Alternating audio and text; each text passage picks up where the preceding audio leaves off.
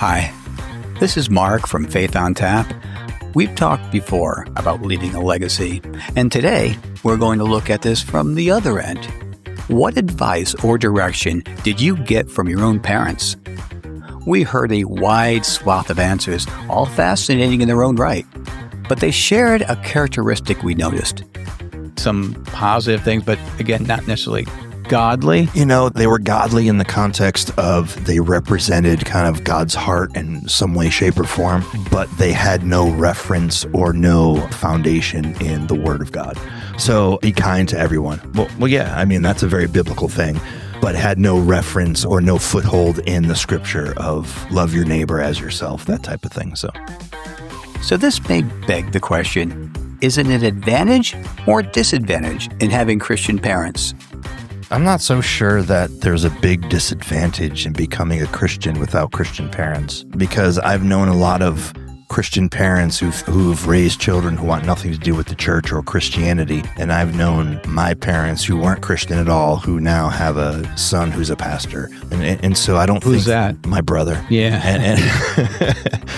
So I'm not sure there's a very delineated connection between Christian parents and Christian children. Though, do I think there is a opportunity? I do. Even so, we are all held accountable for our own walk. I think we're all given at some point in time the opportunity to make a decision about God or not. The scripture talks about that God reveals himself in Romans, through creation. And so he doesn't keep quiet. He doesn't keep silent. He doesn't hide himself. So, but I do see your point of there could be more of an advantage to have parents who are godly, say atheists.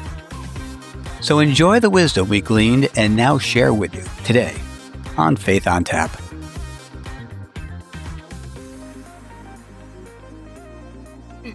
We are here at New Asylum Brewing in the beautiful town of Newtown, Connecticut. We just had a nice meal. We're ready to start talking to people. Liz and I had a double dose. I'll explain the charcuterie we had. It's a small one, but it had some neat things. Feels very airport-esque, that charcuterie. It does. You're right.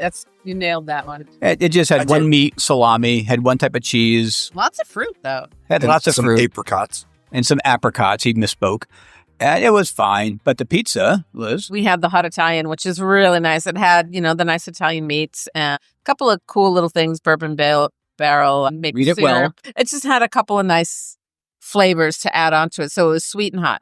And you'd rate that at 1 to 10? Probably a 9. I like the crust. It was cooked nicely, very crisp crust. It was small, but it was good. Well, the correct answer was 8.5, but thanks for playing. And Dennis, came close, but you wanted to have a hot dog. You couldn't have the hot dog. I was going for the dueling dogs.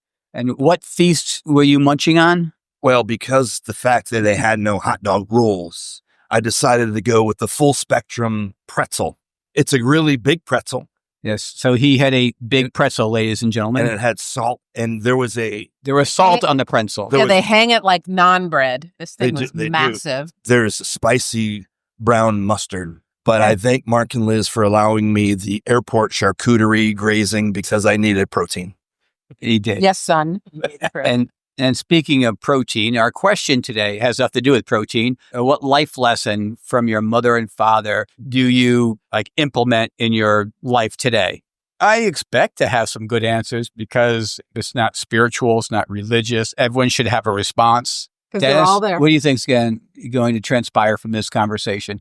I absolutely think that if they've had any type of, I don't want to say normal, but normal relationship with their parents, not Bill Cosby normal or disgruntled normal, I think everyone has a lesson or something from either mom or dad that they live into, something they remember. Or, I was thinking about the question, and it could be grandparents too. Sometimes grandparents leave that impression of legacy, something in somebody. Let's have some fun tonight. Let's see what they have to say.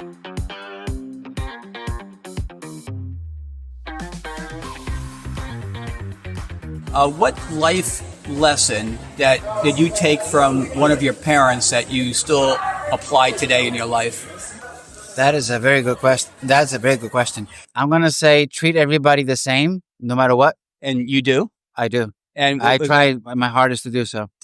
Yeah. I'm a dick to everybody. Yeah, that is you're true. Consistent then. Yeah. Yes. So that's who is that? Is that your mother or father or both instilled that into you? I'm going to say both because they both come from humble origins and they ended up doing well in life based on their hard work. It was their work that brought them to where they were. I guess that they taught me treat everybody. Why do you suppose they thought that was important? Well, because life is different for everybody and everybody has their different experience. That doesn't mean that we have to treat anybody differently. Just because you're rich or well off or whatever the case may be, doesn't mean that you're worse or better than anybody else. So treat everybody the same and you'll be okay. Excellent. And I loved your answer. Very good. Yeah. So that's something you take with you and you made it part of who you are. I don't care what you have, what you don't have. It's who you are. Awesome. Yeah, that's. Well, so I could be a jerk to you and you'd still treat me nice. I try my hardest. I'm going to try now to, no. No, truly. It's like, that's I don't awesome. care. It's like, That's awesome. yeah, like literally, I work in healthcare. Like, that's my bread and butter. Oh, wow. Very good then. Thank you. Thank you very much.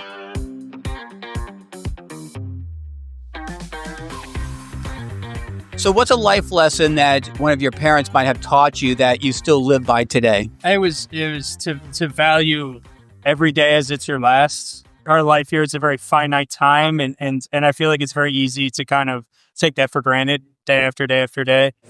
And I feel like that it's important to value your time here and the people you spend it with. And So how do you do that? What does that look like in your daily life? I just to do things that job that I feel like I'm validated in and that I feel like I'm making progress and have purpose in. And What's your job? I work in healthcare. I'm a nurse. You're the same job, or Yeah, we work are together. you a therapist? Are you RNs, right? Oh, RNs? Okay. Yeah. Okay. Therapists. Yeah. all right? As I'm a teacher, so it becomes Oh, there you go. therapist as Yeah, well. So I know. I don't know how you do what you do. Yeah, lots of alcohol. But, But yeah, it's to treat every day like it's your last and to really value your time here because it can go by quick and in a blink of an eye, years just melt away. As I've grown, I've seen how true that is. So when you get up in the morning, no matter how groggy or whatever you are, you have a little bit of a jump in your step because you're excited about taking on the day. I try. You try. I'm human. Yeah. You know Yeah, what no, I mean? you Like, try. You're gonna have your days Yeah. where you're gonna sleep in, but I tried to value my time here and to spend it as productively and purposefully as I can. Give me an example of the last time you could recall that you felt that you really had to apply that in a situation. Like I can do the trope and say COVID. Yeah, you From must our have. perspective. That's the One of waking the last- up and going to work and dealing with what we did and saw. That was probably the hardest. Is just trying to do what you had to do. Without blowing your brains off. Yeah, that was probably I would say the hardest time. Okay, and were you successful more times than not? For the patients, we did what we could. We saw a lot of people die. Held a lot of hands as people died, and that was the hard part. We saw that they needed people there, but we did our best. You can't save everybody. Right, but your goal to make every day like your last, you tried to. I try to be as purposeful as I can. and hopefully people that you worked with saw that and were changed. That's awesome. Yeah. Oh, Yeah. Thank you so much for your time. Yeah, thank you for your time. Yeah, Thank you. thanks. Appreciate it. We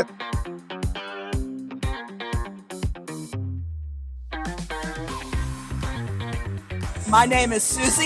Hi, Susie. I'm Liz. Nice to talk to you. I have a question for you. Is there something that you got from your parents, like a piece of advice that you still hang on to now? So the first day I went to work when I was 16, my father said, put a pencil over your ear and a clipboard under your arm and make it look like you know what you're doing. Great. And so what do you do? That's what I do. I put a pencil over my ear. Still do it. That's fantastic. Fake it till you make it.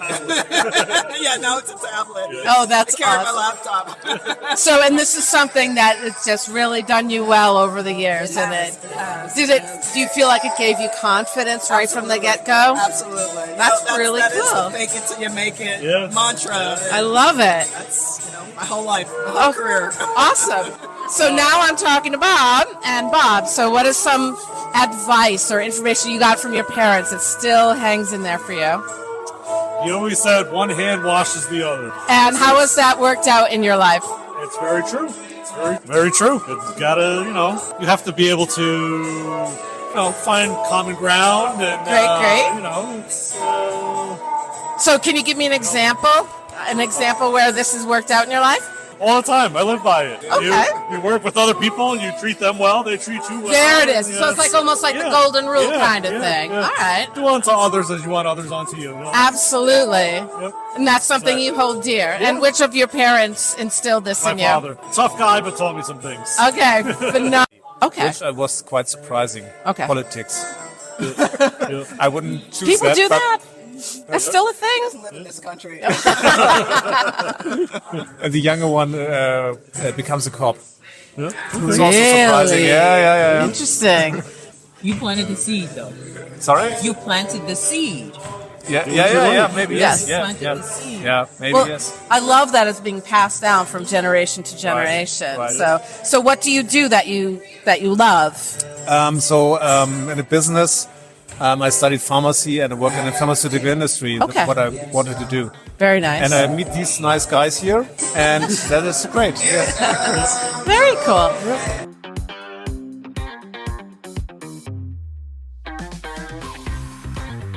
Does evil exist? And as you answer that, please tell me your name, and then you can launch into your answer. Would you like to answer? What's the question? Does evil exist? You betcha. And your name, sir? Don. Who? Don. Don. So tell me, why do you think that, Don? Because I know it. How? Oh, I met many evil people in my lifetime. And how do you deal with those evil people? I ignore them. Do You betcha. and is that your secret to a long, happy life? Ignore the evil people? Absolutely. You sir are awesome. I must admit. So let me ask you, what is like the worst person you've ever met that you just had to walk away from? It's a good question. I can't recall.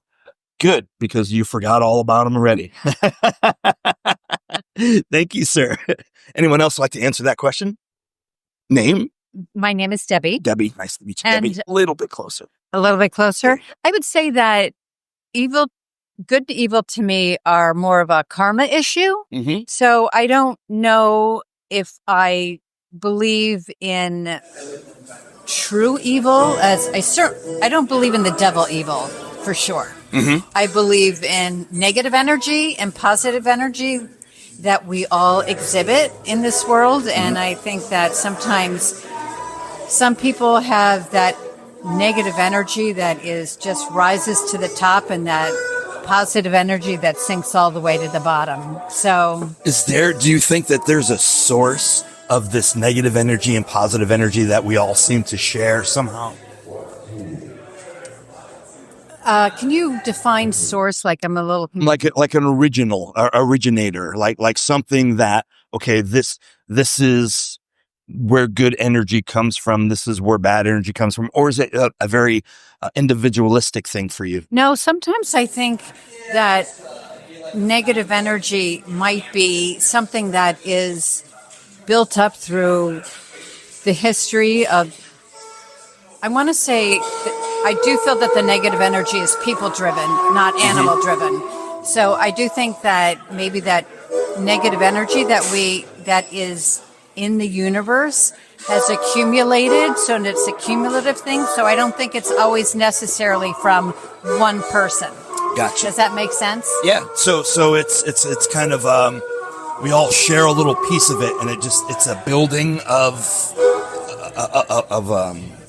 a movement or a Yeah. motion of energy. Yeah, Does that make sense? that would be probably the best philosophy I would describe, that it's something that can be negative energy that is like historical in context, that is So like where we does that experience energy the past. go? Right. So if a person dies, and where does that energy go? And maybe the lifetime of negative energy, where does that energy go? Maybe see. it's a well somewhere that just is evil. So the evil, again, I don't believe in the devil, but I do believe in the accumulation of negative energy, and there is a well of negative energy. And one quick last question. Sure. Does the accumulation of this negative energy equate to evil? I think, I don't know. I kind of feel like it can maybe, I don't know. I don't know if it's I don't have an answer to that. Maybe it'll evolve as Well, cool. time goes on. Thank you for your honesty on that one. Yeah. Not just trying to blow some smoke. Yeah. Sir, would you like to take a crack? Turn. I'll give it a shot. Your name? Steve. Steve. Is there evil? Like pure evil? Sure. No. No. I think there are people that can be evil for whatever is going on in their life, however they were raised, born, values, all that. And they can, if they have that bad setup situation, they can definitely become evil. You know, there are definitely people out there that are extremely evil. But they're not necessarily 100% and or the source of evil. I don't think they were born that way. So how are we born then? Are we born in a neutral state? Are we born more inclined to one or the other? No, I would say neutral. Neutral. And so is... In a perfect world, you know, but then who were you born to? Where were you born? What country? So circumstances will dictate what... Financial. Gotcha. You know, everything has an impact. So is evil really predicated on nurture and not anything to do with nature? I think there's some of each. Some of each? You know, I'm sure there's people that were just born that have some wiring issue that are really predisposed to easily being pushed to evilness. So would it be fair to say that could evil be a manifestation of something like a mental health dilemma, a mental health illness in someone? So there's probably 10 different variables that could all affect how much evil you are or can become. Right?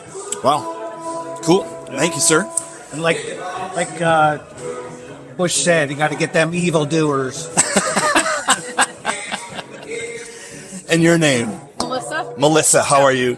I'm doing okay. Melissa, evil, does it exist? I believe it. I like Debbie, don't believe in the devil. Don't believe any the organized religion kind of teachings. But I believe people have the capacity for both good and evil. And I think generational trauma can cause some people to act on that evil or that darker side of themselves. I think everyone has a capacity for both. It's what you kind of choose. And so are you with Steve when the whole kind of the how you're brought up or your life's experiences kind of lead you yes in one and no. way or I another? think it is nature and it is nurture, because there are people that are brought up in a loving household and they turn into an evil a serial killer or something, right, a serial killer, mass shooter, whatever. I believe people can I don't know that there's anyone who's just has no redeemable qualities. It's what they choose to focus on. So even those people who manifest the worst of the evils have something redemptive in them. I'd like to think so. I think I'm an eternal optimist, but shooting for the underdog. Yeah.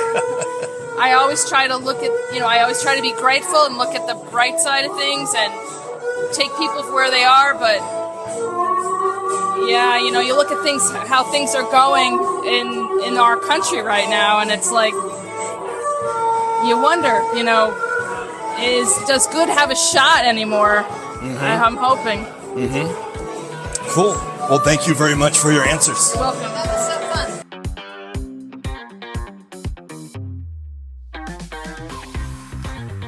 fun. And we're back. Liz, what's new? Oh, I can't believe you even asked me that. It's the 13th letter of the Greek alphabet, but I'm sure you knew that already. What's new? 13. I get it. Yeah. Yeah. Very, Way very above my pay grade. Yeah. And that was the voice of the Warden of Wisdom. No. Yes. You I will not judge wisdom only challenge by it. the word of God. So but you no. Okay. Well, I had like 4 good ones in a row, and I could not keep that up. So I want to No. make sure you wouldn't like. Well, you the definitely warden, didn't. The warden of wisdom. So our question was, what life lesson did you learn from either your mom or your dad as a kid, and you still carry with you or practice today? I think pretty much what we thought coming in is what we got. You had some nice answers. I was talking to a couple RNs, Chris and Jesus. They're very thought-provoking. For Jesus, he learned from his parents. They said his parents had humble beginnings, and they ended up fairly successful in life. And the secret to their success, according to Jesus, was treating everybody the same, which was interesting because Chris hated billionaires. And I said, would you treat the billionaire the same? And he didn't like that. But there were no good billionaires. It's impossible for a billionaire to be good. To be a good person, yeah. Which is interesting. Puts me in an awkward position. Yeah. Not me. A couple of pastors and teachers. I mean, hey, Chris, he says he values every day as it's your last. That's what his parents taught him. He said that life is finite and you value your time. He tries to have his job validate him, and he tries his best to get excited about the day, even though it has trials and tribulations. That's good advice from parents, to treat every day like your last and treat everybody the same. I remember he would also said something about doing things during your day that have purpose, that have meaning behind it. Right. And that was good. I like that. So I talked to a handful of people. First, talked to Susie. So these people were all at the same table. So Susie said, basically, fake it till you make it. She goes, just grab a clipboard, throw it into your arm, and walk around like you know what you're doing, and pretty soon it'll catch up with you. And my guess is she was a presence. She definitely had a presence to her, and I bet she's one person who could definitely pull that off. And she said she did with her newest job. And that advice came from her parents. Yeah, that was it. And then we had Bob, and he said from his father, he learned that one hand washes the other. And then he which is a different thing, because then he moved it into follow the golden rule, which really isn't one hand washes the other. It absolutely is not. They're very different from each other. It's like, I'll help you if you help me, rather than One's conditional, one's conditional, one's not. So it was like, okay, Bob. And then there was Sven, and he said, do what you love. And when I asked him to follow up on that, he said he always wanted to work at a pharmaceuticals company. Wow. And so I just found that entertaining. So it's like, and he said he instilled that in both of his kids, and that they're pursuing every one of them that was at the table gave me a fake name, which is fine. Hopefully they meant something by it. I mean, I'm sure he had some German name, but I doubt it was Sven. Well, for me, Austrian. I had a table of 4. Don was the father to Debbie, and Don was an older gentleman, just a spitfire dude. He said, do good and be good. And I tried to get more out of him, and some of the words were unintelligible, but do good and be good. And then Debbie, she got from her mother that there's going to be things in life that you don't want to do. You need to do them anyway. That's solid. That's good. Yep. Steve, I think it was his aunt. You need to peel your potatoes before making your mashed potatoes. Unless you want to get whooped upside the back of your head. Yes, whooped upside from the Irish, I think, grandmother. And Melissa, what was the implication of the mashed potatoes? Well, the implication was crappy mashed potatoes are good mashed potatoes. I thought that sometimes you have to do the hard work before you can appreciate the goodness. No? I thought that was pretty obvious. You got that out of mashed potatoes? Well, yeah, it's like when I tell my students, okay, this is not going to be an exciting time, but sometimes you have to do the dishes before we can eat again. I missed that. I'm not sure Steve was on that level. Okay. But Melissa, she was taught to be kind to everyone because you don't know the story behind their life, which I thought was very good. Yeah, that's good. And then she said her grandmother used to always tell her, the older the bull, the tougher the horns. And so I'm just thinking. Feel free to comment on our Facebook page and tell us what you think that means. Yes, please. Bring that out to our personal level. What are some things that we've learned from our parents that you carry with you today? My dad used to tell me I like to consider myself an energetic child. Parents might have called it behavioral issues. I don't see the correspondence. But my dad used to tell me, because I used to have to apologize a lot. And he used to tell me, Dennis, your actions speak so loud, I can't hear what you're saying. I like that. Mm-hmm. That's good. I've carried that with me my entire life. Okay, I can't bring it down to a nifty idiom, but there was frequent conversations that I would have with my mother, and one was 11 or 12, where she goes, what do you think what makes somebody a human? I don't know what prompted this conversation. And so, in my 12-year-old age, I said, they stand up and they talk and they do this. And she goes, well, what about a baby born without a brain? Is that a human? Wait, this is your mom at 12? When I was 12. Oh my. Yeah. And I'm like, goodness gracious. Yeah, they're still human. She goes, well, what's the difference? They still have the spirit of God in them. So, I can't argue with that. So it's like looking at people and trying not to minimize who they are. Always remembering that no matter how different people might be, they still are. They were created by God one way or another. Mm-hmm.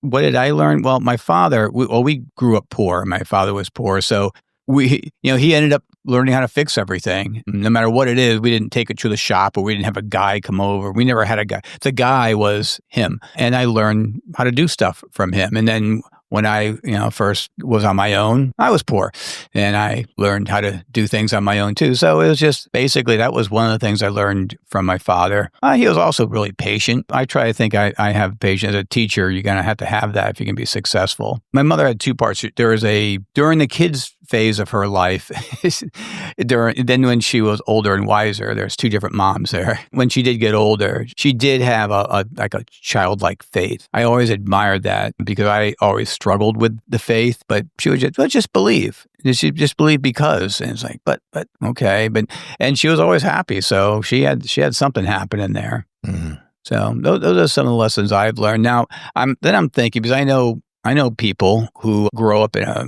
not a great household. The mother and parents aren't Christian, and there's problems, and they have a big disadvantage becoming a Christian. And is that fair? How do we respond to that? I'm not so sure that there's a big disadvantage in becoming a Christian without Christian parents, because I've known a lot of Christian parents who've raised children who want nothing to do with the church or Christianity. And I've known my parents who weren't Christian at all, who now have a son who's a pastor. And so I don't think— Who's that? My brother. Yeah.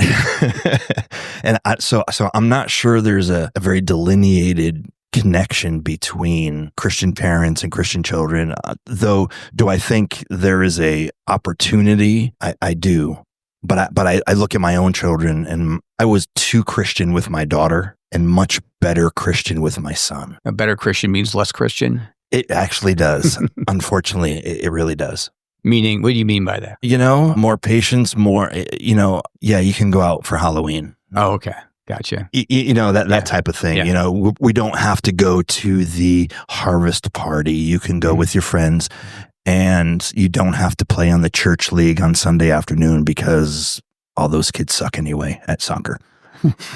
I would disagree with that. I do think it's a major advantage if you have two parents that were God-centered. Yeah, not every child who's God-centered is going to be a Christ follower, but when you have no guidance at all, no moral compass that was given to you, it's so easy to. So a moral compass, I think, would be different from the Christ thing. Well, when the parents give you a background of morality, of even persistence. I used to go to church every Sunday. Mm-hmm. That's what we did. It became in me. That's what I'm supposed to do. You go to church. So things like that, and I think, and seeing their lives, etc. I do think that definitely helps versus having atheist parents, people who just don't even think of God. I think it's going to be more difficult for them to find God, and the whole idea of it being fair. That was kind of the question. Does fairness come in play with that? Is it fair for you for God to give you godly parents versus ungodly parents? Fair? Yeah. I don't think fair has anything to do with it. It just is. I think we're all given at some point in time the opportunity to make a decision about God or not. The scripture talks about that God reveals himself in Romans, through creation. And so he doesn't keep quiet. He doesn't keep silent. He doesn't hide himself. So, but I do see your point of there could be more of an advantage to have parents who are godly, say atheists. Or people who just never even thought about. Right. Or moral relativism or something like that. Yeah. But not necessarily the closing argument, though. Because, being a pastor, I know many pastors whose children want nothing to do with the church. And I think that has to do with the church. I've seen many heathen parents whose children are just on fire for God. Well, yeah, you're going to get from both sides. I just think as a parent, I was very conscientious about trying to instill values into my kids. I was trying to be the best father you could be. making tons of mistakes along the way. But that's, that's what your goal is, right? As a Christian dad, you want to do the best you can when you don't have parents that really were to have great examples of that, but you're trying and you goof up along the way, but you wanted them to give them the best advantage of their life to define God. So would you say that parents influenced you in any way to pass along, so did your parents at all have any, I guess, Dennis, you almost said they don't, but Liz, would you say that your parents had any influence on your Christian walk today? Absolutely. I think I was in it must have been first or second or third grade when we started church. And it was the kind of church that had, Sunday school and flannelgrams and all that stuff. And I think having that constant exposure to the story of God, both at church and at home, was very pivotal in shaping who I am now. You have any thoughts on that, Dennis? Or I remember going to church once with my parents. It was a Pentecostal church, and we sat in the back. I remember very clearly the pastor being up in front, who I assume is the pastor because I didn't know what a pastor was then, speaking in tongues. And my brother and I in the That's back, real scary, laughing our heads off, like, what is going on? Yeah. But my parents sent me to Catholic schools my entire life, grades 2 through 12. So there was a seed planted, I guess, about God, though I was told in the Catholic school, 7th grade, when I asked the priest, I was researching Peter because he was my patron saint of confirmation. And I forget what the contention was, but I asked our priest, I said, in my reading of the Bible, it says this, but you said that. And he looked at me very gently and he said, your job is not to read the Bible. Your job is to listen to me when I tell you about the Bible.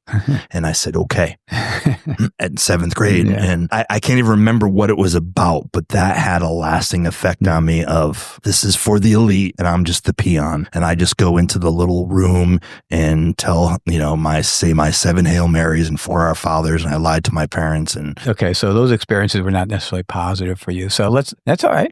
So in conclusion, we're just kind of bouncing around the idea of having basically a legacy left behind from our parents and what we could learn from that. We learned that a lot of people that we've talked to in Connecticut, they had some good moral values, nothing that I remember as being godly as examples. And I'm guessing you, Dennis, you had some positive things, but again, not necessarily godly. They were godly in the context of they represented kind of God's heart in some way, shape, or form, but they had no reference or no foundation in the Word of God. So be kind to everyone. Well, yeah, I mean, that's a very biblical thing, but had no reference or no foothold in the scripture of love your neighbor as yourself, that type of thing. So, yeah, and I have to say the same thing, fake it till you make it. I mean, these are all practical. One hand washes the other. Do what you love. So they're all just very idioms, yeah. But they are things that you can't. They're applicable in one sense or another, and they're all they're meant in a positive way. Mm-hmm. They didn't pick up from their parents. Don't beat your children. They didn't get anything negative. They were getting something. Right.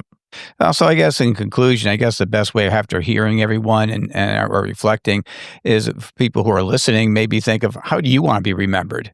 What's something about you that you'd like your kids to carry on, to remember you by? Maybe that would be a good thing to practice in the next couple of weeks and forever. There was an author that once said, an inheritance is something you leave for someone. A legacy is what you leave in someone. Nice. Not my words. Nice. Is some author unknown? Yeah, but and on that note, we'll close our podcast. Have a good night, everybody. Good night.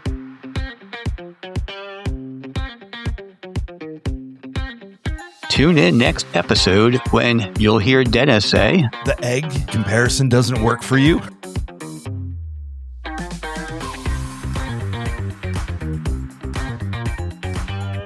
Hey, awesome listener. If you're enjoying our podcast, give us a little love. Like, share, follow, and snag this episode for later. It's the easiest way to keep the good times rolling and make our day. You're the best. Thank you.